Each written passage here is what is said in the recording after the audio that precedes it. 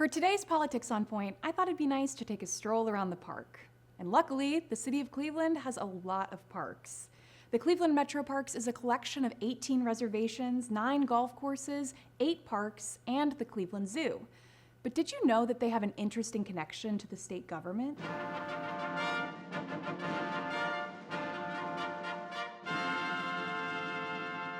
The Metroparks is the oldest park district in Ohio. It was founded on July 23, 1917, thanks to the idea of a young engineer named William Stinchcomb, who worked as the chief engineer of the city parks department.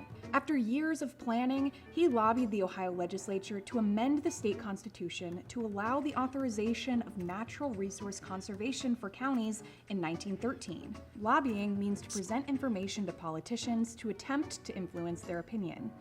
This was turned down by the Ohio Supreme Court, but instead of giving up, he went back to lobby for new legislation allowing the establishment of the Metropolitan Park District. In 1915, he was offered a position as a consulting engineer to the Cleveland Metropolitan Park District Board, the same board he lobbied for 2 years prior.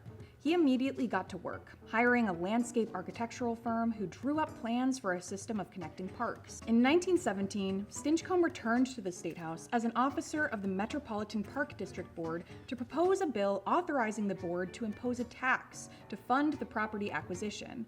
From there, the Metroparks grew into what they are today.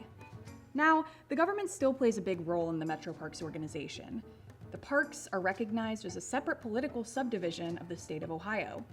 The Cleveland Metroparks are funded from a levy, or a tax, that was passed by local voters to support the expansion and maintenance of parks and green spaces in the region.